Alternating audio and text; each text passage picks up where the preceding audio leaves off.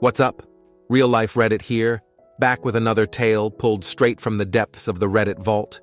If you are new here, make sure to like the video, hit the subscribe button, and click on the bell before we get started. Alright, now that's done. Let's get straight into it. What was the scariest "we need to leave now" gut feeling that you've ever experienced? Story 1. My brother and I were kids, playing hide and seek in the front yard of our house. My brother was 3 and I was 6. My brother was supposed to be counting and finding me, but he was taking forever. So I peeked around the side of the house to see what was taking so long. He had lost interest in the game and was standing near the front gate, which led to the street. As I'm looking, I see a brown car pull up with 2 men inside. The car wasn't familiar, and neither were the men. They both got out of the car and approached my brother. They started asking him questions and moving closer to him. I remember feeling panicked. I had learned about stranger danger in school and knew this wasn't right. I ran around the side of the house, flew through the back door, and screamed, "Someone is trying to kidnap Steve." My dad didn't hesitate. He got up and flew through the front door. When the men saw my dad coming through the door, they bolted and peeled out. From that day forward, we weren't allowed to play in the front yard anymore. It's a really scary memory for me. Story 2. Does an "I need to go home now" feeling count? And it wasn't me, but my mom. Anyway, I was around 12 or so, and my mom left to run an errand, leaving me alone. Very soon after she left, the doorbell rang. This was weird because we lived on a hill with only 2 neighbors. We all kept to ourselves, and we just didn't get random visitors. Thanks to some conveniently placed picture frames, I could see out the door without being seen. I look out and see a young man I don't recognize. He's dressed in a t-shirt and jeans, and something just feels off. So I ignore him and wait for him to leave, but he doesn't. He lingers and starts smoking. Again, this is an isolated hill. I'm alone, and now I'm getting scared. I go and hide and plan to wait for my mom, except she just left, had a few errands to run, and I couldn't reach the phone without the guy seeing me. As I'm trying to figure out what to do, my mom comes home. She runs in and asks if I'm okay. Apparently, she got this random "go home now" urge. She hadn't even run her first errand yet, but turned around immediately, found the guy in our yard, and asked what he needed. I guess he muttered something about looking for someone, or something to that effect, and my mom told him to leave. Apparently, he was acting very strangely and made my mom nervous. To this day, I have no idea what he wanted, and no idea how my mom knew to come home. But I am very grateful she did. Story 3. I live in an area where tornadoes aren't common. One day, there was a big storm coming. Weather Channel is giving a tornado watch, which in the past I never put much stock into. I don't know why, but this time was different. I was sitting in my recliner with my German Shepherd at my feet, watching the news closely. I felt for some reason I should wrangle my cats and put them in their carriers in the basement. Worst case scenario, I figure, nothing happens, and they spent 30 minutes in their carriers. No big deal. I go back to my recliner to continue watching the news when the sky suddenly turns green. Everything feels wrong and surreal. I tell my wife to get in the basement, and I pick up my Shep and carry all 105 pounds of him kicking and screaming down the narrow basement steps. My feet hit the basement floor and the pressure suddenly drops. We hear a thunderous roar and the windows upstairs shatter. It felt like an eternity in the 30 seconds it lasted. Then there was nothing. I creep upstairs and peek out the basement door to find every window blown out. The recliner where I'd been sitting not 3 minutes prior was completely covered in shards of glass, which I would have taken to the face if I hadn't hauled ass. It turned out the tornado went directly over our house. Windows were destroyed, roof was destroyed, fence completely gone, porch ripped from the house, trees down absolutely everywhere. I'll never forget how something in my gut said to take it seriously, and listening to it saved my life. Fun fact. We can actually sense a drop in air pressure even if it's completely unconsciously, and we don't exactly know what that sensation is. That gut feeling you got was a combination of noticing the signs of a tornado and feeling the barometric pressure drop before it started. It can be hard to identify, so it just feels like something is off that you can't quite put your finger on. Story 4. I stopped by a friend's house to watch a ball game.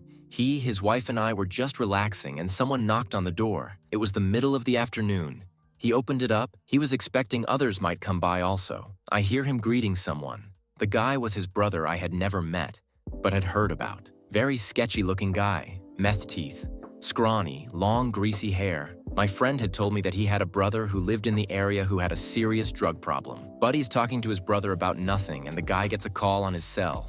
Whoever called All he told them was, "Not yet, I'll call you later." Seems pretty obvious this guy has come to rob and most likely to take out witnesses. I look at my buddy, it seems he has come to the same conclusion. Now my buddy's wife is a no-nonsense type of woman, sweet but athletic.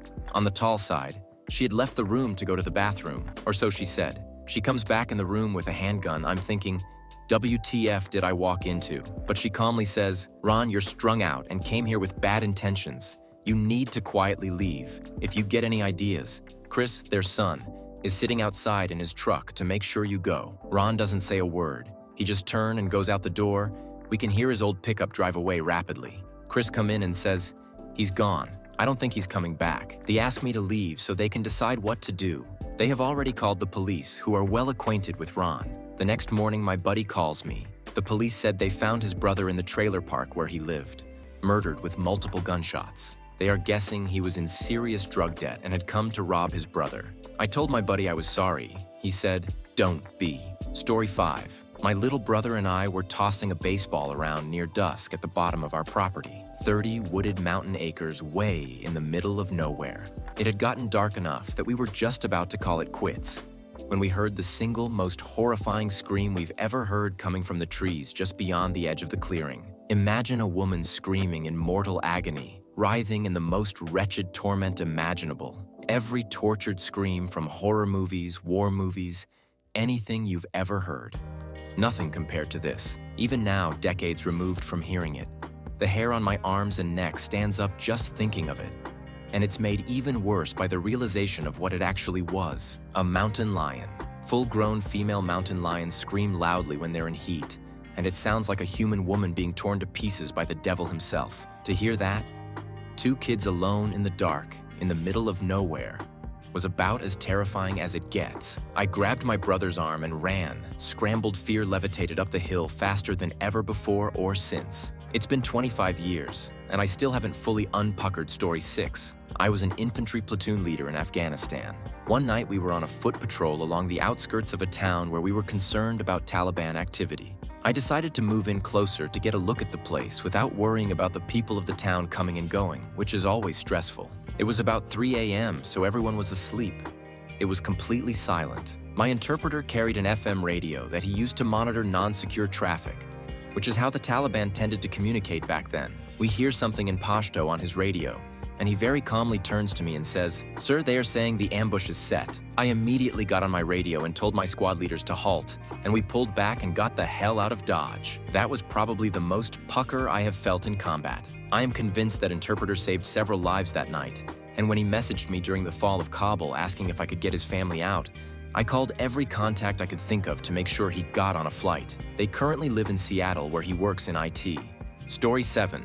Surfing a fairly secluded reef break offshore across a channel. This place is in a very southern state of Australia. Overcast weather, but a still amazing day for the waves. I was surfing with only one other guy. We were trading waves and getting to know each other in between sets. I asked what he did for a living, and he was a marine biologist. We'd both recently moved to the area and were new to surfing it as well. Despite it being extremely good surf, after 40 minutes, he says, "I don't like this. Something feels off. I feel like I'm being watched, like I'm bait." I didn't want to leave as it was excellent surf, but this guy was a marine biologist, so I took his instinct as a sign to play it safe. We paddled back across the deep channel together as quickly as we could without panicking, and walked the 15 minutes trek back to the car park talking shit the whole way. I got his mobile number for future surfs together, given how small town it is here and not knowing anyone. We noticed a 15-foot inflatable boat pull up near the reef and hang around for a bit without much thought. Later that night, while looking at my social media, I read about 3 fishermen at the same location we were at that morning, at the same time, in their boat. As they pulled up to check their cray pots on the beach side of the reef, they were circled twice by a great white shark that was as big as their boat. That guy most likely saved me from a horrible experience that day. I messaged him with the link to the Facebook page with the comments regarding their experience. Chills ran through my body for a good 20 minutes. He was adamant he felt the presence of something, and he was right. Story 8. In 2012, I drove across the country from Philly to LA with a good friend of mine. I'm a big guy, she's a smaller woman, just for context. We camped the whole way out. The plan was to get to LA, drop her off at her new apartment, and then I'd fly home. She couldn't get into her apartment until Wednesday morning, and we arrived outside of LA on Tuesday evening. We didn't have money for hotels or anything, so we camped in Angeles National Forest. No idea why, but I had a weird feeling being this close to a major city and camping. Felt like a bad vibe. But we got there and set up before dark and ate dinner. My friend asked, "If you could see any animal tonight, what would you want to see?" And I swear I said not a person. When we arrived, there was only one other campsite set up at the campground, and they were around the bend from us. We saw the guy who was camping there. Anyway, we go to sleep. At some point it's dark, and I wake up. There's a flashlight shining around our tent. I figure it's just another campsite that arrived after we fell asleep. Then I hear clear as day a man's voice right outside the door of my tent say, "Who's in there? Who's in that tent?" My friend woke up and said, "Hello? Zrnia, so it wasn't just me that heard it." We both said hello? Who is that? But got no response. Didn't really hear anyone walk away. Didn't see a flashlight. I freaked the fuck out. Why the hell would someone knock on our tent in the middle of the night? I grabbed my headlamp and my knife and I zipped open the tent and jumped out really fast in case he was waiting to bonk me on the head. But no one was there. I looked everywhere and there was no one. No other campsite. My friend said we should just go back to sleep, but I was too scared. It was 4 a.m. and raining, and I told her we needed to leave right fucking now. She said I was scaring her and I said good. And we threw everything in the car, all wet and crumpled up, and started to leave. On the way out, on the road in the campsite, we saw what I presumed was the guy. He wasn't the other guy from the other campsite, just some random guy walking back towards our site. I cracked the window as we passed him and said, "Dude, what the fuck?" And all he said was, "Sorry for freaking you guys out," and kept walking back towards where we had camped. We booked it the fuck out of there and drove straight to Santa Monica because we had no idea what else to do. I have no fucking idea why he did that, but it scared the ever-living piss out of me. Still haven't camped in Angeles since then, but I'm actually going again this summer. Story 9. After graduating undergrad, I was working as a caseworker for individuals with developmental disabilities and got assigned a new case for a young man who had autism and severe behavioral concerns. I met him at his grandmother's house since she had custody of him since his parents weren't around. I think mom was in prison. Met this young man who was probably about 6 feet tall and weighing around 250 pounds, but had the developmental capacity of a 5-year-old child with a hairpin trigger temper. The house he was living in was absolutely destroyed, with the other piece of furniture that was not smashed up was an oversized beanbag chair in the living room. Grandma gave up trying to send the kid to school since he would absolutely destroy the place if he was forced to go. Grandma was no peach, but I felt for her and wanted to help. One of the meetings I was having with them, the kid, and Grandma seemed especially tense, like pacing around the room and smacking the walls. After about an hour of trying to get stuff done and realizing that it was not going to happen on this trip, it happens in this line of work, I decided to call it since the kid was becoming more and more agitated. Grandma was annoyed I would have to come back again, but we scheduled for a week or so out and left my business card with a reminder of the appointment. I leave to go back to my home state for a few days, and when I get back, I get called into my supervisor's office. I guess the night I left, the kid had a complete breakdown and beat his grandmother to death. No one noticed until the kid came wandering outside after a day or two covered in blood. I probably missed everything by less than 3 hours. Story 10. I grew up in a not-so-great area, which is an understatement to say the least. When I was a teenager, we were all at stages where a lot of the kids were making the transition from badly behaved teens onto different paths. Some of us realized it was time to get our heads down and stay out of trouble. Others decided to double down and go on to do much worse things. One evening in the summer, a group of us were out in a park, just playing. Because although life was rough and complex, we were still actually children. Every now and then we stopped pretending to be tough, hardened teenagers and just let ourselves have some innocent fun. Over the evening, a few other friends of friends joined. There was a lot of us, but there was a really cool atmosphere. Jokes. Fun, and no one was getting up to mischief. We were all just enjoying being young, and amongst friends in the sun, I was playing tag with another kid, which was amusing because we were technically too old for that, but still young enough to enjoy it. A couple of other people joined in, and it was all good. As we were running around, I noticed another group of people join, and I stopped. The kid I was with said, "It's fine, I know them," but I felt a whole body chill. I stopped playing around and went over to get the friends I came with to tell them we need to leave. But because the vibe was good, they wanted to stay. I tried to tell them we really need to leave, but all I had was this feeling. The new group were older than us by a few years, and one girl was very vocal. She called over and asked my name. I told her, and then I said to one friend in particular, "We need to leave now." She just laughed it off and told me to chill. The girl from the other group walked up to me and had an issue with the fact I was chasing her friend during the game of tag and started shouting at me. I started walking away. Then I felt a slam to my head. The girl had followed me and hit me in the head with a brick. I got to my feet and turned around. Her and all her friends had makeshift weapons and a few had bats. I don't know if they had arrived with them or they were already in the park somewhere. The weapon that scared me most was a solid plank of wood with rusty nails in it. 3 of them held similar planks. I was hit across my back multiple times with them. Then when I fell to the ground, they took turns stamping on me. All my friends stayed further away, one screaming my name, others screaming run. I had always been taught to stand and fight, but as I got to my feet, even I knew it would be silly. There were so many people and they were all armed in some way. But even if they weren't, I couldn't have fought them all. So I started to run as fast as I could. My legs were shaking like jelly. My thighs burned. I felt so sick. They caught up to me 5 times, beat me to the floor with their weapons and stamped all over me. Each time I got up and run as fast as I could. At one point, a boy caught up with me.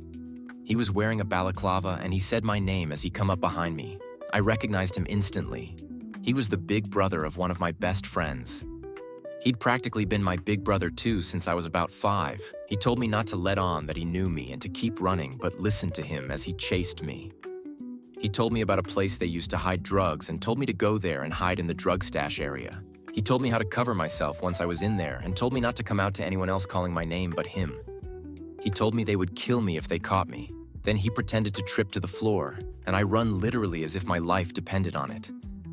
I found the hiding place. I curled up in a tiny space and hid myself. I bled from multiple injuries and could barely breathe through broken ribs. I stayed there as a group of people came in and called my name.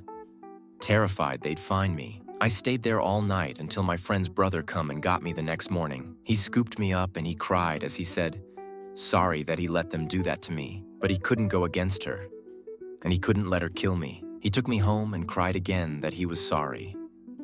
I've never seen him since. The next day, my friend come to see me and she said, I'm so sorry I didn't just leave when you asked me to. I was so injured and could barely see through swollen eyes. We never made it back to being friends. A week later, a girl I had grown up with, literally I'd spent nights at her family home, was at every birthday party of her family's. She was there that night too. She didn't join in, but she was another silent friend in a crowd of people that beat me to within an inch of my life because one girl decided she didn't like me. This childhood friend had avoided me since. One day she came and sat beside me and she said, did you call the police? I said, of course I didn't, and I genuinely hadn't. It wasn't the done thing, and I wasn't about to go against rules our environment set. She said she wants to kill you because the police come to her that night. All I could do was shrug. I didn't call the police. A day later, a girl attacked me from behind with a knife. This time, I fought back hard. It was one-on-one, and I wasn't going to let myself get hurt like that ever again. I hurt that girl very badly, and I don't regret it. I was lucky she didn't stab me, but somewhere in the tussle, she dropped the knife and it just disappeared to the side somewhere. She was sent by the original girl who attacked me, who was now furious. I had hurt her friend. I felt like it was never going to end unless she found me and killed me. A day after that, my childhood friend approached me again. The girl who had instigated the entire attack on me had been arrested. I stated again really firmly, I did not call the police. For the first time in our friendship, I saw her really cry. And she said to me, no, I know you didn't. They arrested her because the day before she attacked you, she killed a girl in the same park. She said the girl looked at her funny and tried to take her backpack as payment. The girl refused. The bully girl attacked her and the other girl fought back. So the attacker and her friends beat her up, took her to a body of water in the park, held her down and stood on her head until she drowned, and then threw her backpack in with her. I remember that detail so specifically because I remember realizing it was never about the backpack. She just enjoyed hurting people. I felt the coldest feeling throughout my body. It's hard to articulate what it felt like. My childhood friend looked at me, tears rolling down her cheeks, and she apologized to me and told me I could have been killed too. And to this day, I don't doubt I would have been if I hadn't have ran and hid. I owe my friend's brother my life, but like I say, we never spoke again. So I never got to thank him. There is only one other time I ignored that gut instinct, and it ended very badly for me, and it's a story I don't want to share. But it's safe to say that now, whenever I feel that need to leave, even if it doesn't make sense, I trust it, even if it means leaving alone. If you enjoyed this video, make sure to subscribe and check out the other videos on my channel. See you next time.